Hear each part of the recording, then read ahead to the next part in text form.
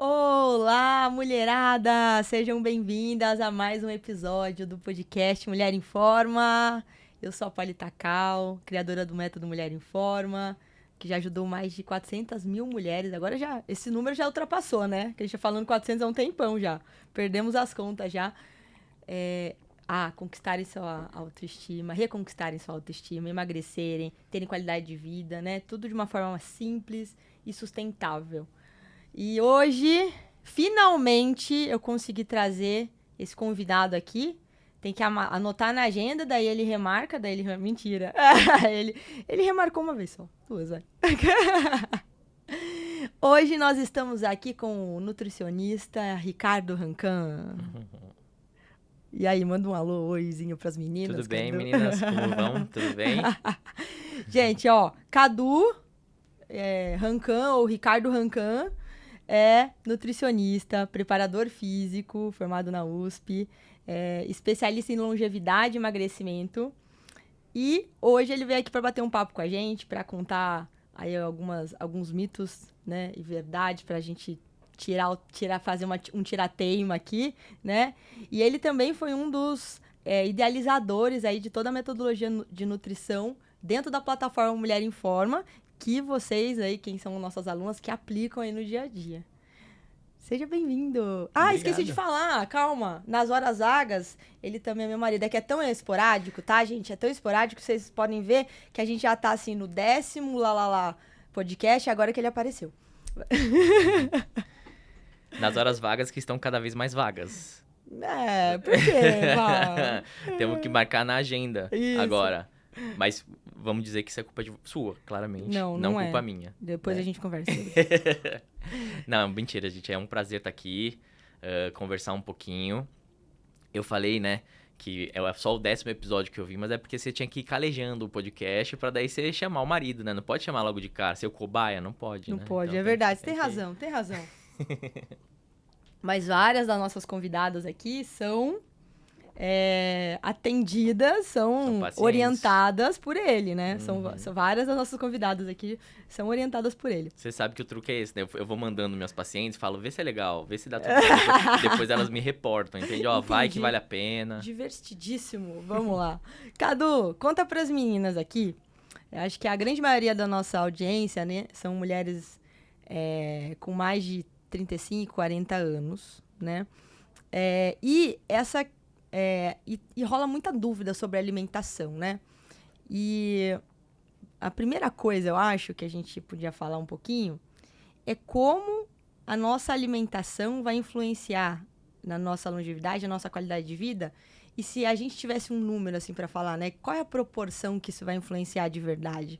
Porque a gente só começa a prestar atenção nisso na hora que o calo aperta muito, né? Eu acho que assim, a gente tem que sempre bater na tecla, quando a gente vai falar de nutrição, do pra quê e pra quem, né? Legal. E o que você tá buscando, em especial no momento, porque isso também muda, né? Tem hora que você tá buscando uma alimentação mais voltada para físico, desempenho, performance. Tem hora que você tá voltado para uma nutrição mais voltada em longevidade. Não que elas necessariamente se excluam, mas tem peculiaridades, exato, que são específicas para cada. Então, quando você fala, vamos atuar sobre um papo de nutrição relacionado à performance, a gente tem que pensar, putz, tá, mas em que esporte ou em que padrão eu tô me colocando, né? Estamos falando de um esporte de alto rendimento, estamos falando de um esporte amador, estamos falando de simplesmente uma recomposição corporal, né? Então, que eu quero simplesmente otimizar meu nível de massa muscular, né? Diminuir meus níveis de gordura, porque tudo isso influencia o quê? Na sua qualidade nutricional. Quando a gente começa a conversar sobre, tá, então qual que é o aporte energético que eu vou ter? Eu vou partir de um déficit energético, de um superávit energético, né? E a partir disso, eu vou ter o quê nesse superávit ou déficit? Vou ter mais carboidrato, menos carboidrato? Então, tudo isso a gente entra em performance, tá? Uhum. E também a gente pode falar de performance não só voltada para o esporte, né? Mas Não, performance, assim, mental, né? Cognitiva, sei lá. Ou mesmo recomposição corporal, que hoje em dia é a maioria do consultório. Apesar de eu atuar bastante com esportiva, a maioria do público hoje em consultório, acho que na maioria dos nutris, assim, é recomposição corporal, né? Uhum. Por mais que ele seja bastante... Quando você fala em recomposição corporal, só para quem tá assistindo a gente entender, o que se trata aí? Você é perder gordura, ganhar massa muscular, é isso? Melhorar seu percentual de gordura em si, né? Então, é você otimizar seus níveis de massa muscular, ganhar massa magra mesmo, e melhorar sua composição de gordura, Aham. né? Então, na maioria do consultório é isso. Então, quando a gente fala, voltando para sua pergunta, né? Quando a gente fala de uma nutrição voltada em performance ou recomposição corporal, isso influencia muito, né? É uma questão de cálculo também associada, né?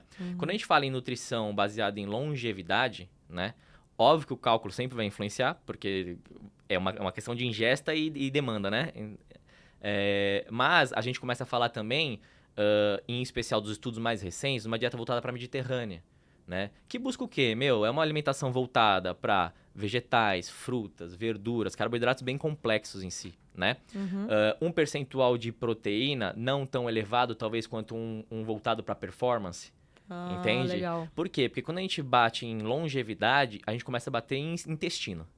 E quem estuda legal. longevidade, fica bem claro isso daí já atualmente, né?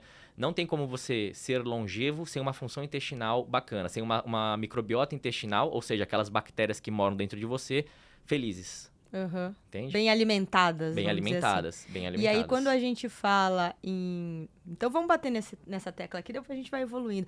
Ó, antes, só aqui. Quem tá aqui assistindo agora, já curte, já comenta aqui embaixo, manda sua pergunta, tá bom? A gente vai respondendo. Se a gente não responder agora, depois a gente responde aí no final, tá bom? Mas participa aqui, já dispara pra galera no WhatsApp também, tá bom? Então vamos falar um pouquinho. Fala um pouquinho pra gente, né? Quando a gente fala em longevidade, e aí a gente tá falando principalmente aqui no nosso público de mulheres, né? Mas eu sei que algumas coisas a gente pode segmentar melhor, ou pra homem e mulher, outras não. Quando a gente fala em longevidade, vamos falar assim, qual seria o 80-20, sabe? Tipo, o pouco que eu vou fazer, 80% de resultado pra 20% de esforço. Eu acho que assim, quando a gente fala em longevidade, em especial, né, em mulheres mais pós-30, pós-40, né? A gente tem que pensar numa dieta sempre rica em muitas frutas, muitos vegetais, compondo ali o que você pôs pra ela de carboidrato. E o quanto ela vai comer de carboidrato? É muito, é pouco, é vilão? Não é? Óbvio que não é vilão, você já discutiu isso várias vezes aqui. Mas eu brinco que carboidrato é por merecimento. Então, assim, é uma pessoa que é mais ativa, treina, ela vai ter mais direito a carboidrato nesse complexo total de calorias que ela tem no plano dela, né? Só que, em especial, mulher pós-40, qual que é a grande dificuldade ali? Reter massa magra, né? Que é que eu falo pra vocês, né, mulher? Guarda como se fosse bicho de estimação. Guarda esse músculo. Reter massa muscular. E aí sim, a gente não pode fugir de uma dieta minimamente proteica. Entende? Tá. Então, do Nutri, mesmo quando chega uma paciente em um consultório, eu quero uma dieta longeva, etc., que é o que eu te falei, não necessariamente são dietas conflitantes, mas tem suas peculiaridades. Então, eu quero uma dieta longeva, mas eu quero ganhar massa muscular e manter minha longevidade, tudo isso. Tem uma série de coisas que o Nutri tem que pensar. Que é o quê? Então tá bom, para essa mulher pós-40 eu tenho que aumentar o aporte proteico? Tenho, porque faz sentido, né? Você precisa de mais massa muscular, eu tenho que ter um balanço nitrogenado, ou seja, eu tenho que ter um nível de proteínas no meu sangue ao longo do meu dia mais constante, para que daí você sinalize para esse seu corpo, tem nutriente aqui para eu ter ganho de massa muscular, entende? Obviamente que entre estímulo mecânico, que é o treino, no caso da mulher em forma, tudo isso, né? Só que como que eu faço então para ter uma dieta ali, pelo menos normal ou até hiperproteica, para essa mulher, mais 40, visando assim, só que ainda ser longeva, sendo que a proteína em especial, ela é um pouco mais aflitante, assim, a nível intestinal, entende? Sim, porque aí você me corrige, né? Meninas, quando a gente fala em saúde intestinal, né, eu encaro que é uma, entre aspas, briga entre bactérias boas e ruins no nosso intestino. Só que as proteínas, de forma geral, na verdade, de forma geral não, as proteínas animais, né, mais, né? Elas alimentam as bactérias ruins. Ao mesmo tempo que as proteínas ajudam a gente a ganhar massa muscular. Exato. E as boas são alimentadas De com fibras. as verduras, fibras e tudo mais. Né? Basicamente, é esse o ponto conflitante que eu falei pra vocês, né? Então, eu quero uma dieta voltada pra performance, né? Ou recomposição, ou mulheres pós-40, eu tenho que bater em proteína. Tá. Só que como que eu faço, então, pra atingir níveis suficientes ali? E aí, quais são os níveis? Depende. 1,6, 1,8, 2, depende, gramas por quilo, né? Depende da mulher, o nutricionista vai avaliar isso. Tá, peraí, mas explica melhor esse 1 ponto, o que é isso? Se por exemplo, chega uma mulher pós 40 anos que quer ganhar massa muscular e faz o treino Mulher em Forma, ou que seja, faz um treino voltado para resistência, força, né, muscular, exercício resistido, né? A literatura nos mostra que uma base ali pra gente começar a conhecer o metabolismo dela, porque é isso, gente, você vai no nutricionista, ele te dá um primeiro chute. ele te dá uma primeira estratégia que vocês bolam junto e fala assim, ó, vamos tentar tanto de proteína, tanto de carboidrato, tanto de gordura, que vai compor ali o aporte nutricional, o aporte em quilocalorias mesmo que você vai comer no dia, e vamos ver como é que seu corpo responde. Faz umas 6 semanas, volta aqui que a gente vai reavaliar. Perdeu gordura? Ganhou? Né? Não tem muito certo ou errado, mas tem baselines científicas que a gente pode seguir para ajudar nesse primeiro chute, que é o quê? Então, por exemplo, uma mulher que treina força 4, 5 vezes por semana, 6 vezes, como é o caso do Mulher em Forma, né? E é um treino que ali otimiza muito o metabolismo, faz você acelerar mesmo, né? A literatura mostra que tem que ser pelo menos 1,6 gramas de proteína a cada quilo de peso da pessoa. Tá. Então, se a mulher tá pesando lá 100 quilos, vamos arredondar pra ficar fácil o cálculo. Fácil a conta. Conta ao vivo. Se a pessoa tá arredondando ali, então, ela teria que por volta de 100 quilos, 160 gramas no dia. 160 gramas de proteínas no dia. Gente, peraí, calma. Gente, 160 gramas de proteínas no dia... Nutriente, né? Do nutriente, não é tipo 160 gramas de bife. Exato. Tá? É só pra vocês lembrarem então, por disso, exemplo, mas tudo 100 bem. gramas de um bife, carne, sei lá, frango, que é o mais comum, né? Tem 32 gramas de proteína. Isso aí, tem né? que fazer a regra de Faz 3. A regra de agora 3. Você vai usar a regra pegou. de 3. Agora pegou. Você achou que você nunca fosse usar na tua vida. Só que, ó, que conflitante, e aí o Nutri tem que atuar com perspicácia, que é o quê? Putz, às vezes 160 gramas para aquela mulher, se ela não tem ali uma clínica, né, que ela fala pra gente, né, um feedback intestinal, pode ser muito. Entende? Então, por isso você tem que ir conhecendo. Por isso que nutrição é cada um. Entende? É individual, indivíduo, né? Exato. Então, aí, vamos lá, estratégia. Então, para essa mulher, mais que 40 anos, tem que ter um aporte um pouquinho mais elevado de proteína? Tem. Como que eu faço para compensar isso em impacto intestinal, por exemplo?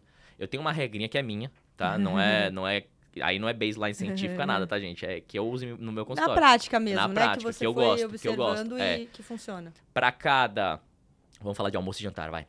Para cada bife que você consumir, tem que ser o dobro em pesagem em vegetais. Então, por exemplo, se o Nutri te passou um bifinho lá de 80 gramas, 160 gramas de vegetal tem que estar no seu prato. Porque eu brinco com exatamente aquela coisa que você falou de composição de microbiota, né? Que é real. Na clínica eu vejo muito isso. Então, é assim... tem bactéria que mora na gente? Super. Todos. Graças a Deus. Senão a gente não estaria aqui hoje. Entende? Só que são boas e ruins. As boas se alimentam dos aminoácidos das proteínas, em especial animal, porque é mais agressivo? Sim.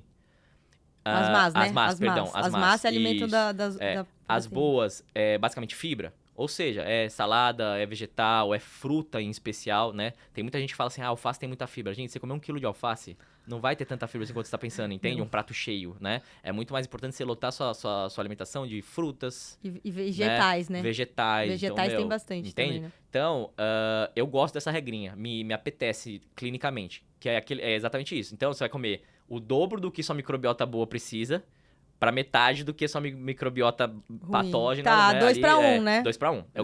Eu gosto. Obviamente que aí sim, tem também a questão do aporte que você dá. Porque é isso. Que aporte?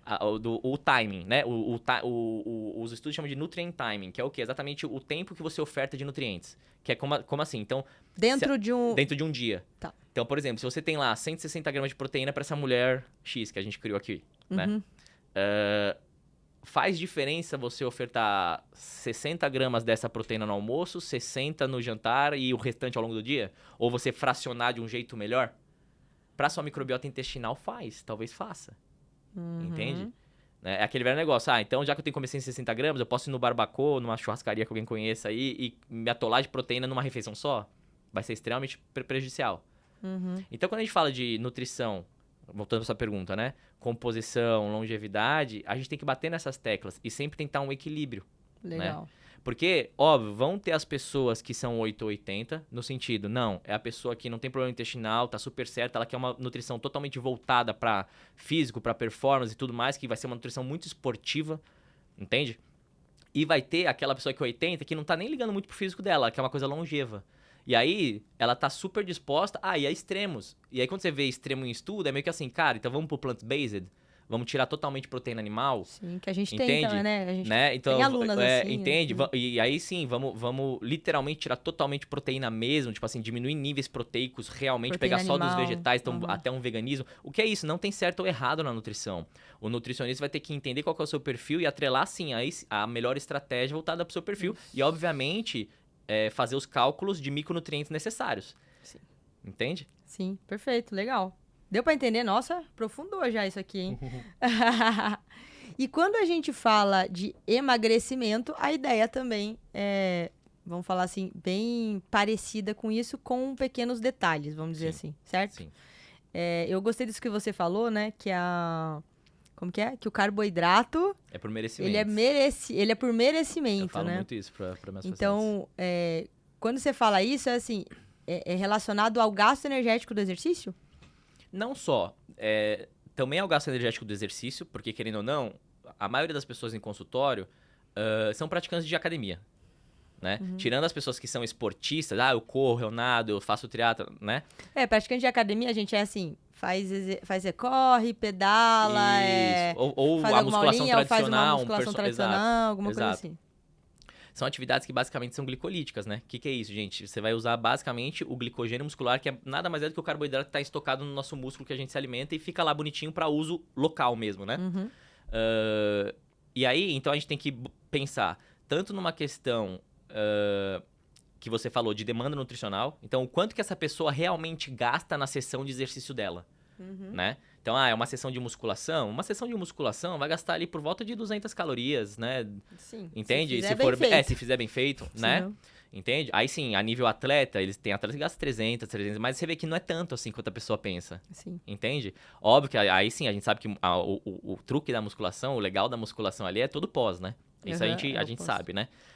Mas aí você tem que botar isso em consideração, mas quando eu falo o carboidrato é por merecimento, é também por merecimento metabólico. Legal. Entende? Que é o quê?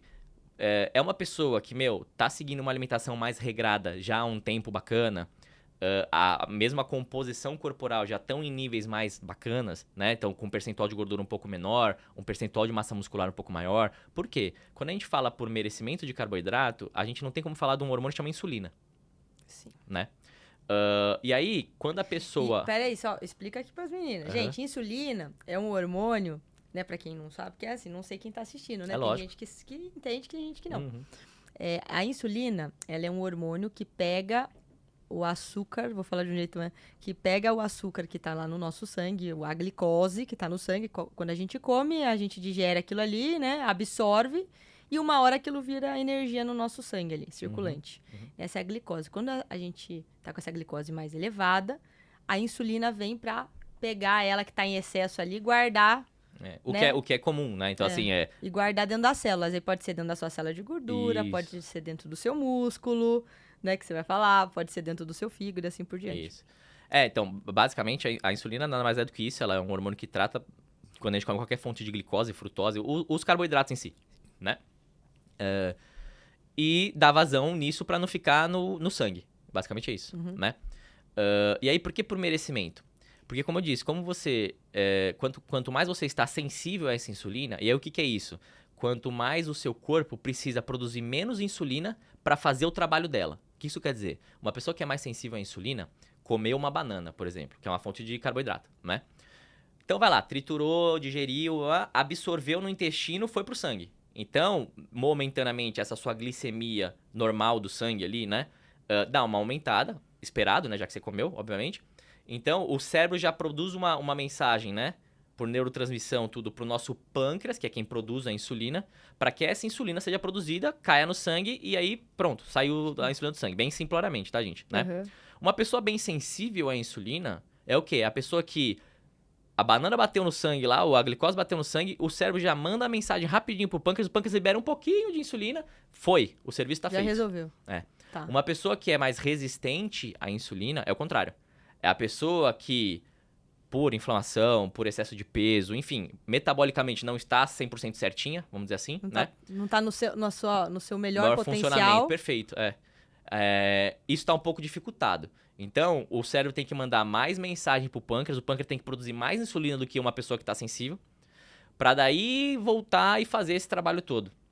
Entende? Boa. E aí, vamos lá. Então, quando a gente fala... Vou fazer minhas analogias, gente.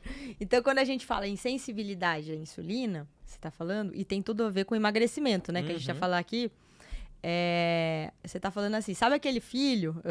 Sabe aquele filho seu que você nem falou ainda, ele já fez? é difícil achar, né? isso. Mas você nem fala, Esse é o sensível. esse é o sensível Esse à é o insulina. sensível. Ele já, pouco estímulo já resolve, É isso. né? Agora, o resistente à insulina, agora o corpo... É o que você tem aquele que chamar você 5 vezes na manhã pra acordar. acorda, Dá 5 sonecas. e aí a pessoa, e o nosso corpo também, às vezes ele tá resistente a um hormônio ou outro, e aí ele precisa ficar toda hora sinalizando. E isso traz consequências pra gente. E o que isso tem a ver, então, com... então tá bom. O que isso tem a ver na hora que o Nutri vai ver o quanto de carboidrato ele vai colocar pra pessoa na alimentação? Entende? Tem total a ver. Por quê? Porque esse hormônio em especial é o nosso hormônio mais... eu não diria nem anabólico, porque a gente tem hormônios mais fortes para isso, mas eu diria anticatabólico. O que é isso? Ele é o hormônio que mais protege nossa massa muscular. Por isso que ele é importante para as mulheres pós-40. Entende? Por quê? Porque ele previne que a gente perda a massa muscular que a gente tanto penou para ganhar. Tá. Né? Só que, vamos lá, quanto mais sensível a pessoa é, mais ele responde da maneira certa. Entende? Porque entenda... o que você fala da maneira certa é mais ele protege o músculo. Isso, ele mais protege o músculo e mais ele consegue fazer o serviço que ele tem que fazer em doses menores. Porque qual que é a grande questão? O pessoal que fala assim, os pessoal que são extremamente, sei lá, contra carboidratos da vida, né? Qual que é a defesa deles? Não, então a insulina tem vias bioquímicas ali, né? Que estimulam a lipogênese, que é o que? O acúmulo de gordura. E tem realmente insulina em altas doses, na corrente sanguínea, ela estimula vias lipogênicas. Ou seja, aquele acumulinho de gordura, né? Sim. Então, o pessoal do contracarbo da vida é tipo o quê? Então tá bom, já que eu tenho uma via bioquímica que estimula isso, eu vou cortar esse hormônio. Entende? Vou suprimi-lo o máximo que eu consigo para que daí isso não ocorra. Só que, gente, isso é o que todo mundo fala por final, que é o quê? A fisiologia de boteco. Que é o quê? Então eu descobri uma via aqui que acontece, eu não tô vendo nem o contexto que ela é inserida. Mas ela existe, vamos cortar esse negócio. Então, isso tá errado, né? Porque existem outras formas do seu corpo acumular essa gordura. Sim, não, e outra coisa, a insulina é exatamente isso. Tem essa via? Super existe. Só que a insulina, quando a pessoa está sensível, está em baixos níveis na corrente sanguínea, ela não vai estimular essa via. Entende? Só que aí, vamos lá. Por que é por merecimento? Agora, voltando para sua pergunta, que a gente fica só redundando e não volta. Por que é por merecimento? Porque uma pessoa que aí sim está mais resistente à insulina, não faz sentido você ficar aportando, sei lá, do 100% que ela come da dieta, 50% a 60% de carboidrato. Por mais que ela esteja no 100%. Por quê? Porque não está respondendo ainda a esse estímulo. Então, quando eu ofereço 50% a 60% de tudo que ela come de carboidrato, vai ficar batendo lá todo esse carboidrato na corrente sanguínea, para que aconteça todo esse processo. Só que, como ela está mais resistente, o pâncreas tem que trabalhar mais. Então, tem que liberar mais insulina para que isso aconteça. Aí sim, quadros de hiperinsulinemia, o que é isso? Correntes muito altas de insulina, né? Níveis muito altos de insulina na corrente sanguínea, né? Aí sim, até pode vir a estimular esse tipo de via lipogênica. Então, o Nutri ele tem que colocar isso na balança para falar assim, tá na hora de colocar carbo nessa pessoa em altos níveis ou menores níveis. Porque é isso, carbo nunca se tira, gente. Aprendam isso. Carbo nunca se tira. Para mulheres, principalmente acima dos 40, nunca se tira. Nunca se tira, entende? Só que você tem sim como dosar e estratégias, né? Então é por isso que é por merecimento. Então quando na hora a paciente entra no meu consultório, eu tento entender exatamente isso. Como é que tá o metabolismo dela? É um metabolismo que tá merecendo carboidrato metabolicamente? Vamos lá. É um metabolismo que tá merecendo carboidrato por gasto? Tipo, nossa, mas eu corro, eu faço isso. Você vai ver, a minha fica 3 horas no dia treinando e não consegue perder a barriguinha, você vê, né? Aí você entende? Aí você começa a entender. Então, é sempre o carboidrato por merecimento. Aí sim, você vai tentar entender o quanto você vai ofertar de proteína, a depender exatamente do que eu te falei. Tipo, objetivo, nível de condicionamento, a quantidade de massa muscular que essa mulher já tem. Entende? Né? E obviamente que daí tem outras coisas, né, gente? Tem análise de exame de sangue, aí você tem que entender, né? Se pode ou não, entende? Tá, legal. Boa, bacana. E dentro disso que você tá falando, né, do carboidrato por merecimento e, né, da gente falar assim sobre... Insulina, cortisol. Exato. E mais do que isso, né, a gente trazer... Eu acho que o que é importante que você falou aqui é que mulheres acima dos 40... né, se não aportam carboidrato, elas tendem a diminuir a proteção para a massa muscular delas, né? E, consequentemente, para a massa óssea também, que a gente já sabe que é um problema, né? Então... Ou já fazendo adendo também, ou quando faz restrição muito severa. Muito severa de calorias. De calorias. É que geralmente é isso. Geralmente, onde ela tá cortando? É o carbo. 90% das mulheres que estão comendo muito pouquinho, estão comendo muito pouquinho, em especial o quê? Carbo. Carboidratos. É. E aí, então, além de ofertar esse carboidrato, vamos falar assim, nas quantidades certas, o que mais que ela pode fazer para proteger metabolicamente o corpo dela, para conseguir emagrecer, manter os níveis de massa muscular, manter níveis de massa óssea? Eu acho que assim, aqui a gente bate em algumas perguntas juntas, né? Porque quando essa mulher tá querendo buscar exatamente uma nutrição que ela consiga ter continuidade, né? Vamos lá. Uma alimentação sustentável. Exatamente, uma alimentação sustentável. Vamos lá, cortou o carbo, não vai ser sustentável, né? Gente, o corpo gosta de açúcar. Ponto. O corpo gosta também. de açúcar. E aí, uma coisa, posso só tirar uma duvidinha que é bem conceitual? Claro. E que muitas têm. Açúcar, gente, é carboidrato. Então o pessoal fala assim, açúcar é vilão.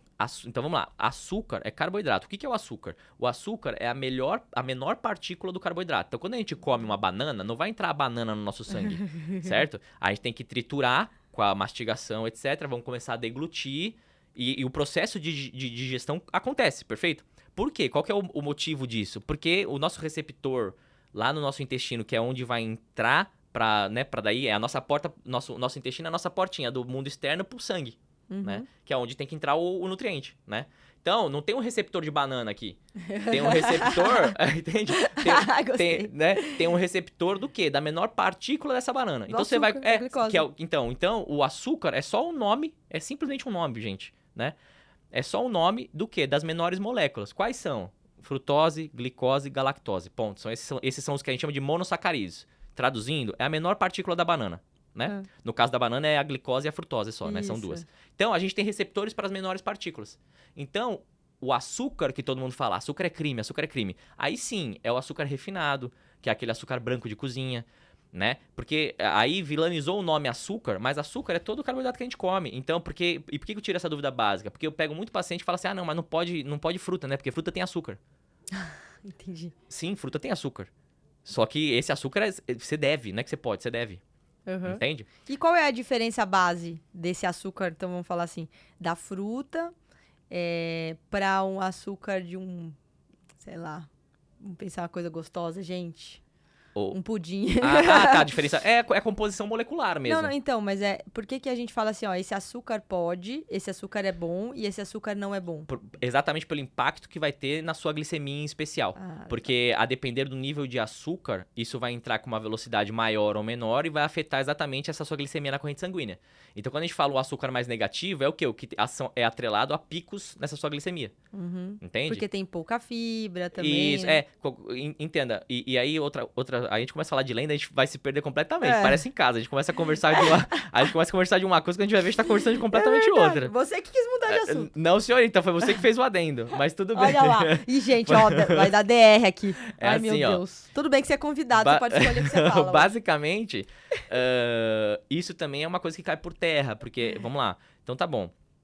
O açúcar é vilão, então nunca mais vou poder comer meu docinho. E a gente sabe que, e isso é uma das coisas que a gente defende, inclusive no Mulher em Forma, que é o quê? Você pode ter tudo que você quiser na sua alimentação, basta entender onde aplicá-la, né? Então, por exemplo, então nunca vou poder comer o açúcarzinho do chocolate que eu tanto amo? Lógico que vai. Só que você tem um contexto ali a ser aplicado que aí sim faz diferença no seu metabolismo.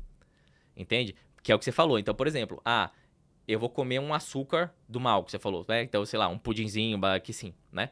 É diferente eu, sei lá, no meio da tarde, abrir a geladeira, pegar um doce, comer ele inteiro e pronto? Ou é diferente eu, na minha sobremesa do almoço, comer o mesmo doce, a mesma quantidade? É diferente? É diferente? É diferente. Você sabe que você é casada comigo, mas tem eu já que... sabia antes, tudo bem, mas... Por quê? Exatamente por isso. A depender da molécula de açúcar que você tem ali, o impacto na sua glicemia vai ser outro. Sim. E aí, quando a gente fala em impacto de glicemia, a gente fala em resposta glicêmica da refeição. Legal. Que é diferente de índice glicêmico. Por quê? Então vamos lá, os açúcares refinados, açúcar de doce, essas coisas, têm um impacto maior na nossa glicemia? Super, porque eles têm um índice glicêmico maior, né? E o que é o índice glicêmico, gente? É exatamente a velocidade com que esse açúcar vai entrar na sua corrente sanguínea. Então, por muito tempo, né, se falou sobre o índice glicêmico dos alimentos, o índice glicêmico, e agora a gente sabe que tem a importância do índice glicêmico, mas da carga glicêmica. Então, são coisas diferentes. Índice glicêmico, carga glicêmica e resposta glicêmica. Então, índice glicêmico é exatamente isso. A velocidade com que essa glicemia aumenta em resposta à absorção daquele carboidrato. Então, o açúcar tem mais índice glicêmico? Tem. Do que uma fruta, por exemplo? Sim. Por quê? Porque a fruta tem fibra, tem um monte de coisa que realmente vai jogar essa absorção de uma forma mais lenta, né? A carga glicêmica é meio que uma relação da velocidade com que esse carboidrato aumenta na porção. Então, por exemplo, tem alimento que tem uma carga glicêmica alta, que o quê? Uma pequena porção desse alimento vai ter um grande impacto na sua glicemia. Né? Assim como E tem alimentos ao contrário, que eu tenho que ingerir uma quantidade muito grande, né? Para daí dar uma pequena elevada na sua glicemia. Isso é a carga. Isso. E aí pode falar. E isso, meninas, é o que, por exemplo, quando vocês falam pra gente assim, né? Nossa, mas vocês comem muito, porque a gente só ouve só isso de vocês, tá? Vocês comem demais, é muita comida, não sei o que, porque a gente come mesmo. É porque a gente tende a escolher alimentos que têm uma carga glicêmica menor, certo? Uma carga glicêmica menor. E a gente pode comer num volume maior, entende? Sim. Né? E aí a gente bate nesse sentido de carga e também na densidade, né? Que exatamente, tem essa parte da glicemia em si e tem também a parte da densidade energética, que exatamente tem alimentos que numa pequena porção te oferecem muita caloria. A porção de nuts é a mais tradicional, né? Comeu uma porçãozinha de nuts, comeu 300 calorias.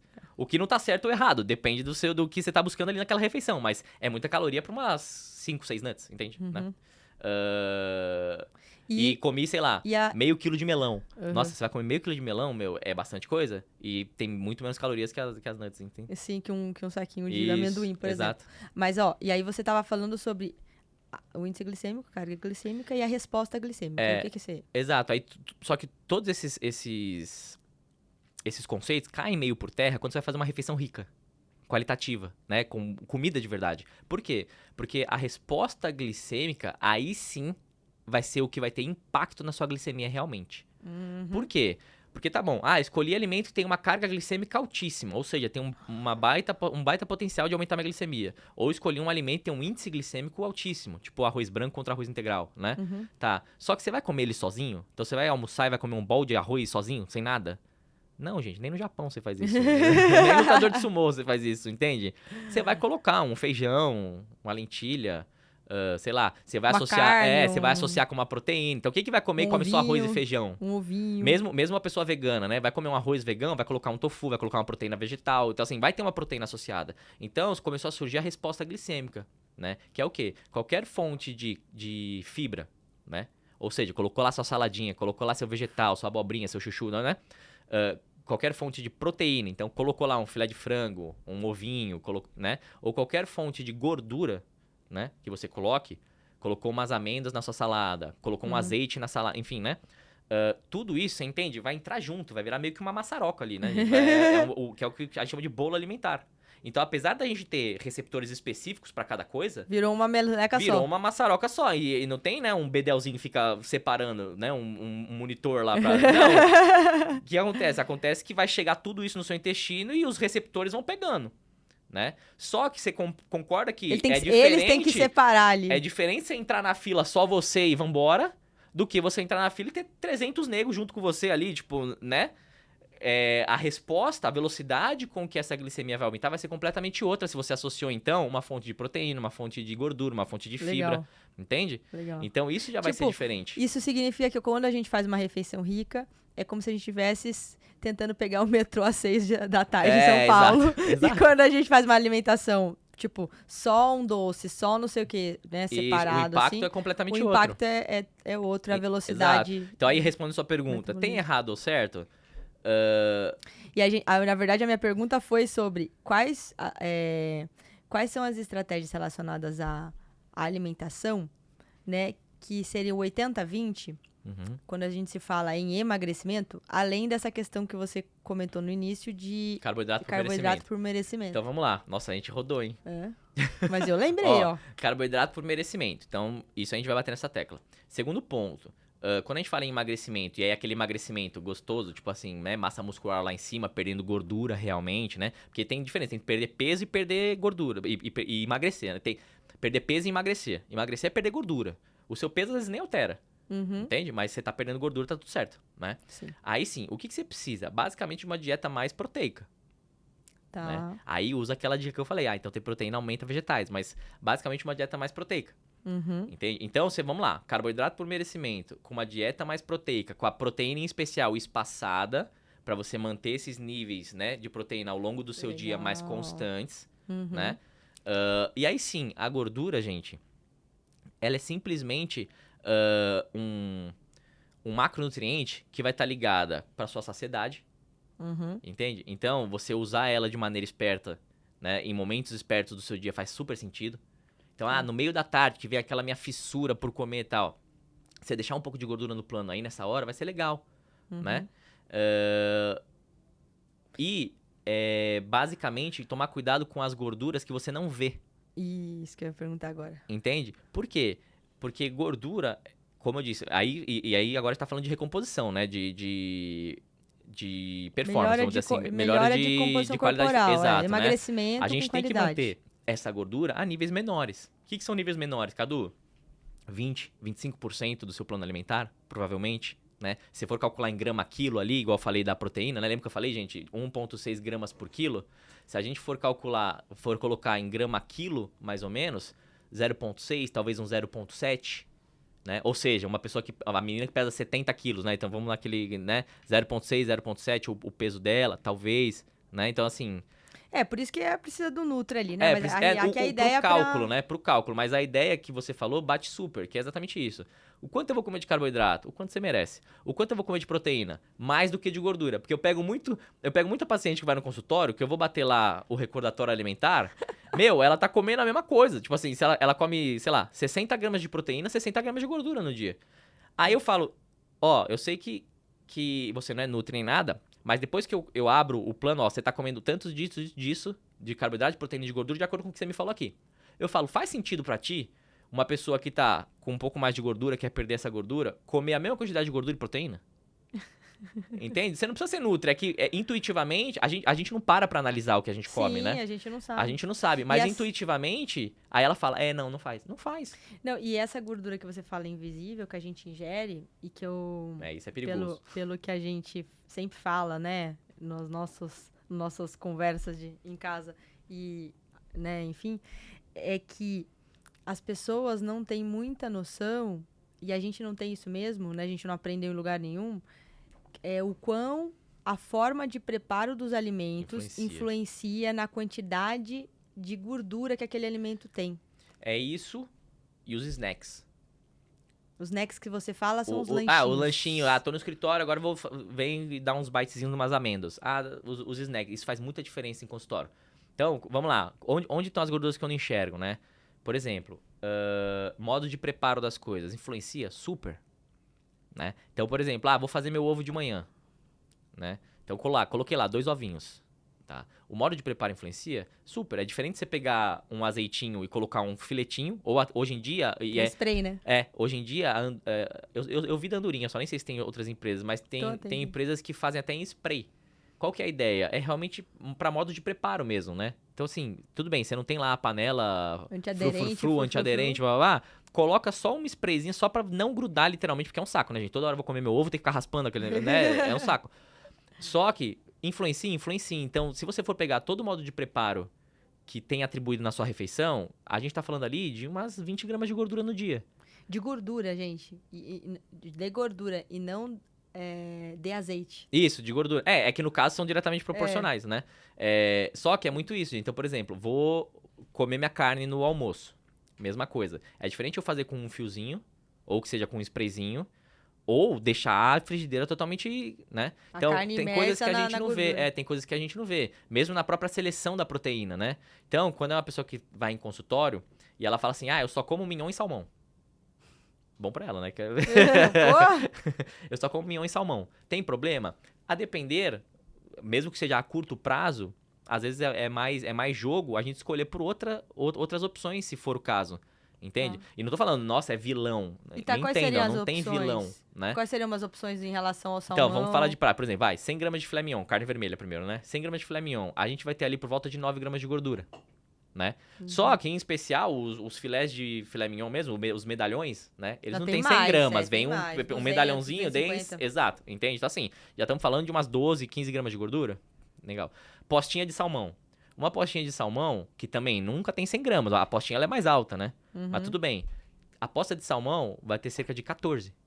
Caramba. Entende? Olha lá, gente. Só que, e aí por isso que você Para precisa... tudo, peraí, para tudo. Você aí de casa que pede salmão com salada, porque está de dieta tentando põe azeite na emagrecer, salada. coloca azeite caprichado na 4 salada. rodadas. 4 rodadas de azeite mais uns nuts.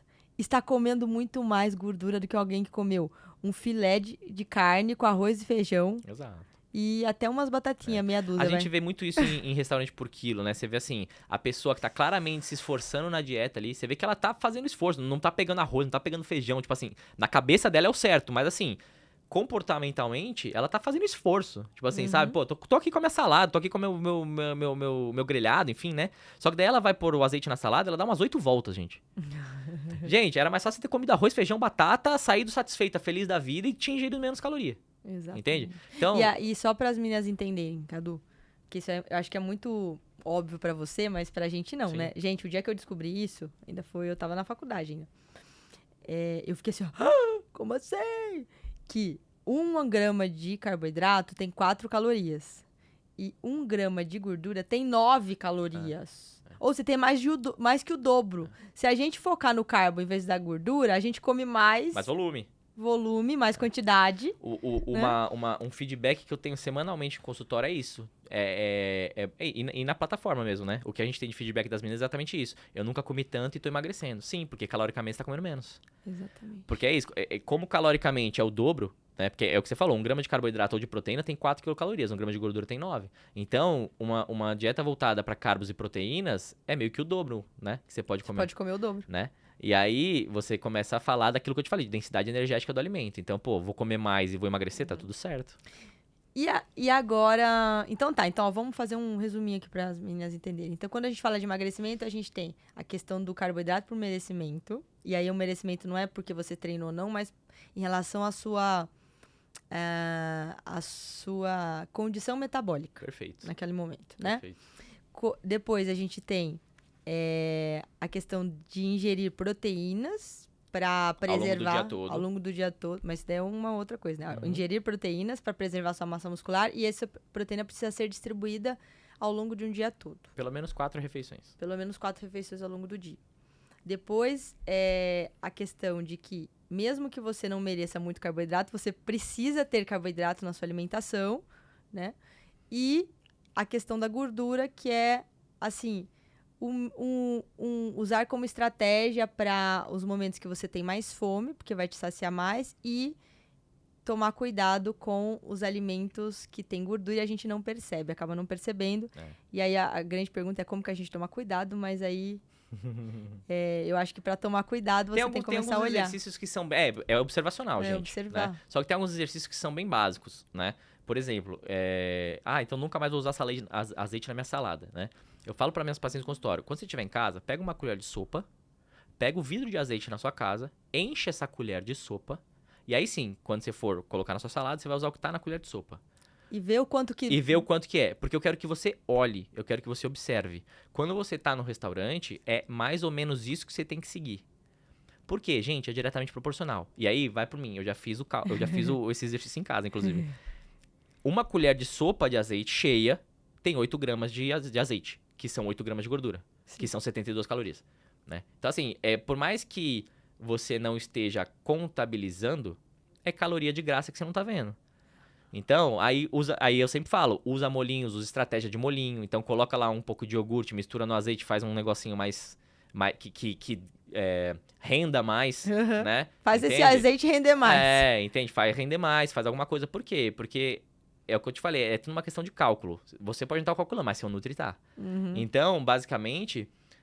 ele tá contando assim, pô, tá bom, já foi uma colher de azeite aqui, já são 8 gramas, tá? Ela escolheu uma carne magra, por exemplo, uma maminha da vida, que é bem magrinha, tem 100 gramas, tem 2 gramas só de proteína. Ó a comparação com o mignon, de gordura. Ó a comparação do mignon, né? Então, assim, tem 15. dois graminhas. Então, aí você fala... Então, aí você vai contabilizando. Ah, então na refeição consegui 15 gramas nessa refeição. Legal. No dia dela, já que ela tá com um percentual um pouco mais alto... Percentual mais alto de gordura, né? Já que ela tá querendo perder gordura...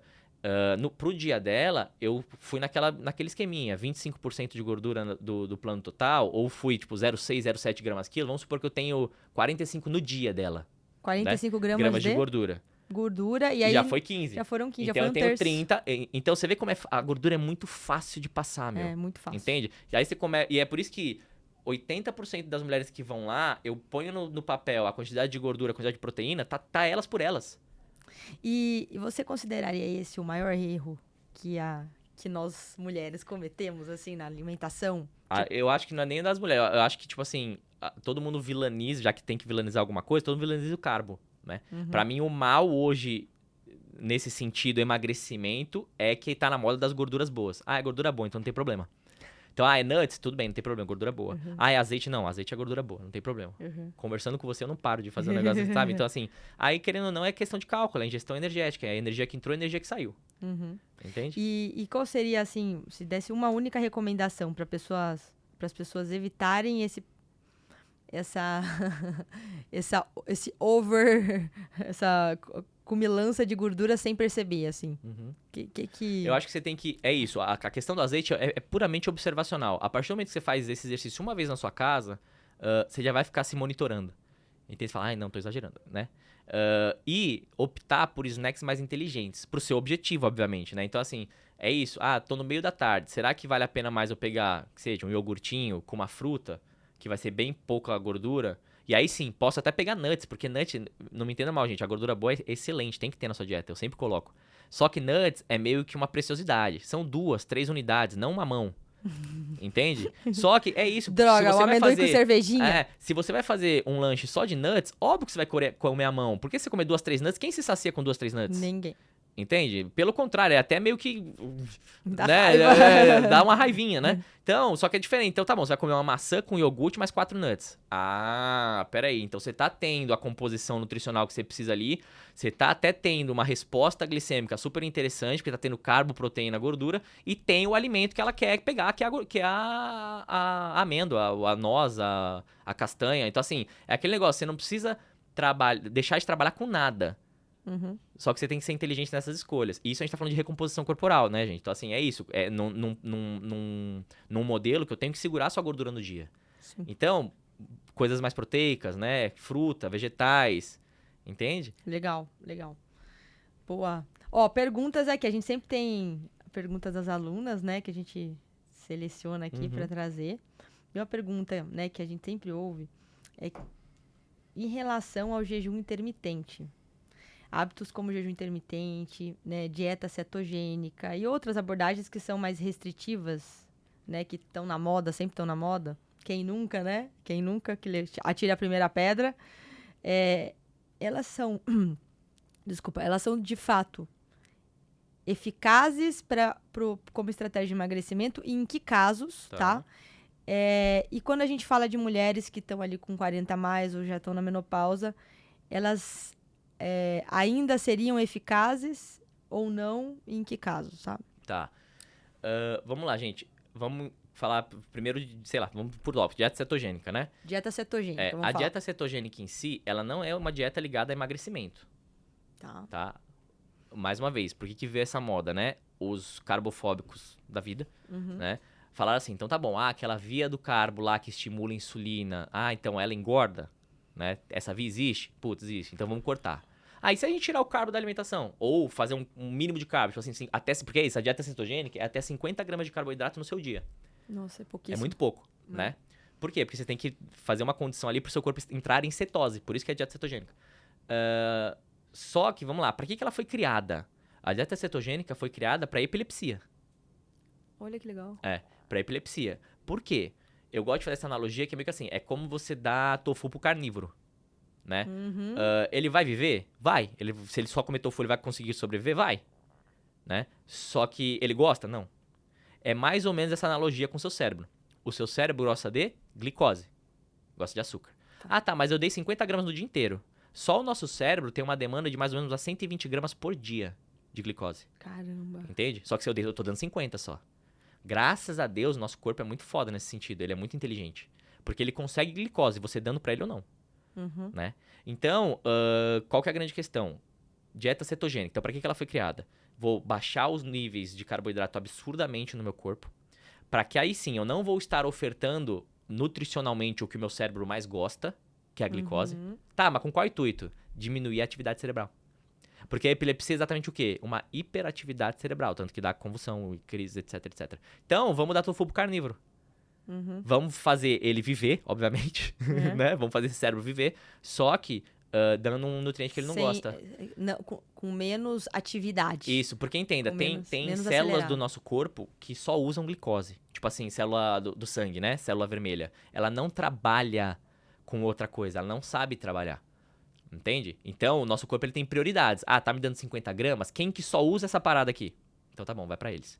Entende? O nosso cérebro, ele se vira. É o que eu falei, ele não gosta, né? Mas ele se vira com corpos cetônicos da gordura. Porque é exatamente, a cetogênica é o quê? 50 gramas no máximo de carbo, né? 75, 80% de gordura na dieta, né? E aí entenda, uma cetogênica bem feita, né? Não é gordura bacon. Aí sim, aí entra muito oleaginosa, abacate, né? Né?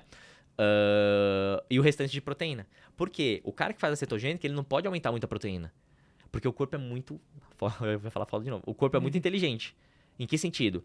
Baixei muito carbo, né? Joguei a gordura lá em cima, mas também joguei proteína lá em cima. Ele não vai entrar em cetose. Ele não vai entrar em cetose. Ele vai usar essa proteína para transformar em glicose no seu fígado, que é um negócio chamado gliconeogênese. Que é exatamente, gliconeogênese é neogênese, nova síntese de glicose.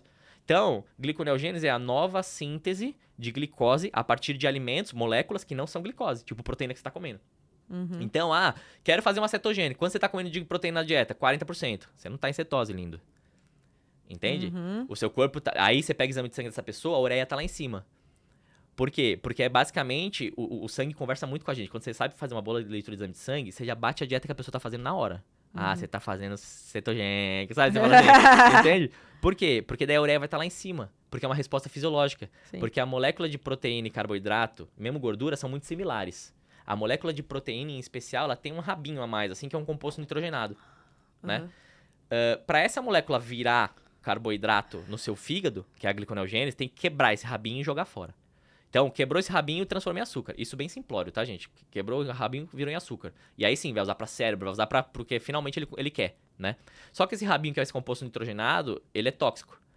Então, mesmo no fígado mesmo, ele tem que excretar de alguma forma. Ele faz o quê? Ele transforma em ureia e aí sai, né, do nosso corpo. Por isso que no exame de sangue, você pega uma pessoa que tá com esse padrão, né, os níveis de ureia estão bem altos. Às vezes passa até do fisiológico ali, né? Sim. Então, vamos lá. Respondendo a sua pergunta. Cetogênica não é uma estratégia de emagrecimento. Foi criada para epilepsia, devido a esse fato que eu te falei agora. Então, não vejo muito porquê. E as pessoas usam como estratégia de emagrecimento basicamente porque... Por serem carbofóbicas. E é isso, é mídia. E assim, a curto prazo, elas até... A gente, né, percebe, né? Aí de experiência, aí você me corrige se eu estiver falando besteira, mas a curto prazo, a pessoa tem uma melhora do ponto de vista de perda de gordura. Não é nem perda de gordura, perda de peso, perda né? De peso, o peso despenca, né? O peso Por quê? despenca. Porque você tá comendo menos carboidrato. Diminui seus níveis de insulina. Diminui a insulina, excreta mais água, sódio, água, né? Perfeito. Então a pessoa, vamos falar assim, entre aspas, desincha. Exato. Né? E ela acha que está emagrecendo, mas ela não está emagrecendo. E daí, então, na balança, ela fica super contente, mas é aquele... Puta, tô mole. Por quê? Porque você não perdeu gordura, você simplesmente perdeu. Você tá murcha, você não tá mole, tá murcha. Tá murcha. Entende? Então, né, falando aqui em português, claro, dieta cetogênica não te emagrece, te murcha. E é o que eu falei, tem funcionalidades pra ela, para isso que ela foi criada. Sim. Porque ela foi criada, ela é extremamente eficiente. Entende? Mas não é pra isso que ela foi criada, né? E quanto ao jejum intermitente? O jejum, em especial, mesma coisa. Ele não é uma base alimentar, antes de tudo. O que significa isso? Base alimentar é o que você faz cotidiano, né? Então vamos lá. Eu faço jejum 7 dias na semana. O jejum não é uma base alimentar. Ele é uma estratégia nutricional. Entende? Não entendo. De segunda a sexta, você faz lá a sua dieta tradicional. Então, você come do horário que você acorda até a hora que você vai dormir. Isso é a sua base alimentar. Tá. tá? Ah, quero começar o jejum. É diferente você usar ele como estratégia nutricional, então tá bom, de segunda a sexta, terça e quinta eu vou fazer o jejum. Uhum. Aí ele tá sendo usado como uma estratégia, Tá. né? Os outros dias, então, segunda, quarta, sexta, sábado e domingo, né?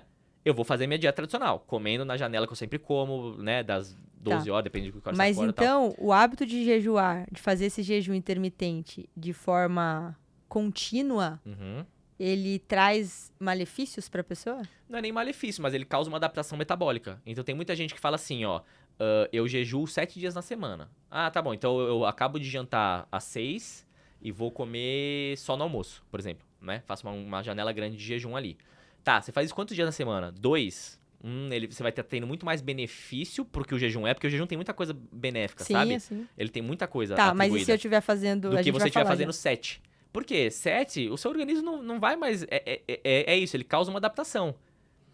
Porque qual que é a grande questão do jejum ali, né? Você causa um certo estresse metabólico, já que você ficou uma janela muito grande sem se alimentar, então seu corpo tem que se virar com aquilo, que tem uma série de coisas benéficas associadas. Só que é muito diferente você fazer isso como estratégia, 2, 3 vezes na semana, do que a pessoa que faz 7 dias. Porque 7 dias, concorda que já não vai ser um estresse tão grande, já que você faz todo dia? Já se adaptou. Já se adaptou. Ah, legal. Entende? Então, assim, quando a gente fala em benefícios do jejum, esse é o primeiro ponto. Quer fazer jejum? Super. Tem Pensando em muita emagrecimento, coisa, né? Então, só que daí vamos lá. Essa é uma coisa do jejum. Tá. Então, segunda coisa do jejum, ele também não é uma estratégia Legal. voltada para emagrecimento. Legal. Ele pode vir a emagrecer e pode, inclusive, ser uma estratégia junto com a minha estratégia de emagrecimento? Super. Só que o jejum só é uma estratégia de emagrecimento aliada ao déficit energético. Sim. Porque o déficit energético é a sua estratégia de emagrecimento. Uhum. Entende? Tanto que os estudos são bem claros. Se pegaram duas populações, né? 2 grupos de populações. Só que é padronizado, né? Então, assim, mesmo faixa etária, sobrepeso ou não, enfim, né? Uma comendo a mesma quantidade calórica. Que é Né? outra. As duas. As duas comendo a mesma quantidade calórica, né? Ou seja, o mesmo déficit energético. Então, eu tirei 500 calorias pro metabolismo de cada um aqui, 500 calorias pro metabolismo de cada um aqui. Uhum. Aí sim, uma fazendo dieta tradicional, então, sei lá, comecei a comer 8 da manhã, acabei 8 da noite, por exemplo. E essa aqui fazendo jejum, sei lá, aí tem vários, inclusive é isso, né? Jejum tem vários padrões também, né? Então, sei lá, um 16-8, né? Que é jejum 16 horas como 8, né? O emagrecimento foi igual. Porque o déficit energético foi semelhante. Sim. Entende? Então, é o que eu falei. Aí vamos supor, eu jejuo, mas não quero emagrecer, tô super bem comigo, não quero perder gordura, eu quero simplesmente manter estável, né? Então, não associei o jejum, o déficit energético ao meu jejum. Vou emagrecer? Não. Uhum. Entende? Então, assim, a estratégia emagrecimento depende do déficit energético. Aí sim, onde o jejum entra? Tá, você quer fazer jejum? Porque tem muita coisa benéfica associada? Legal, vamos colocar 2, 3 vezes por semana na sua dieta para que ele seja mais eficaz? Vamos. Aí sim, vamos colocar esse jejum e no dia que você jejuar vai estar atribuído um déficit energético? Beleza, o seu jejum também vai te emagrecer. Uhum. Entende? Entendi. Então, são conversas diferentes. Legal. E quais são esses benefícios que esse jejum intermitente, né, e não contínuo, ele pode trazer? Tem muita coisa que a gente vê em estudo associado em melhora celular. E aí os estudos batem em... Eu também quero. Você traz água pra gente? Em senescência celular. Então, por exemplo, maior regeneração de células, que é meio como se fosse uma regeneração mesmo, né? Do nosso aporte celular que a gente tem, né? Também, obrigado. Também melhora de função mitocondrial, então tem muita coisa de estudo relacionado a jejum e função mitocondrial. E aí o que é isso? Mitocôndria basicamente é uma organela que tem diversos tecidos do nosso corpo. Gente, o mitocôndria é uma organela, foi... Ó, mitocôndria é uma estrutura... Nem todo mundo lembra do da aula de ensino biologia, médio, né? Na aula de biologia. Ó, mitocôndria é um negócio, gente. Mitocôndria é um negócio que tem na célula e tem várias uma células, parte por que exemplo, tem na célula. no nosso músculo é um grande tecido que tem várias mitocôndrias, que basicamente o que acontece? É lá que acontece a nossa oxidação energética, ou seja, nossa queima de gordura, por exemplo, nossa queima de energia. Então, e quanto mais eu tenho essa eficiência, né, de queima energética, né, ou seja, nosso metabolismo energético como um todo, né, mais longevo eu sou. Por quê? Porque você vai ter muito mais eficiência energética no seu corpo como um todo. Então, o jejum bate muito nisso. Então, por exemplo, um dos grandes problemas do obeso, ou da obesa, da mulher que está muito acima do peso, etc. Ele tem uma disfunção mitocondrial. Ou seja, a mitocôndria dele não está funcionando direito. Então, quando ele faz aquele déficit energético, né, que tem lá o estímulo de células de gordura na corrente sanguínea para serem queimadas do corpo, né, só que a mitocôndria dele, que é onde queima mesmo, é a fogueirinha, não tá funcionando tão bem. Ou pessoas inflamadas, a gente pega muito isso em consultório, a pessoa tá fazendo um baita déficit energético e não tá rolando. Quando você vai ver, óbvio que tem as escapadinhas, né, mas quando você vai ver, às vezes a pessoa tá com uma baita disfunção mitocondrial por inflamação também, ou por excesso de cortisol. Entende? Que a gente bate naquela tecla que é... tô fazendo restrição severa demais, então tô com o nível de cortisol elevado na corrente sanguínea, e isso também tem influência metabólica. Então, uma coisa do jejum a ficar atento também o Nutri, na hora de prescrever, é pra quem?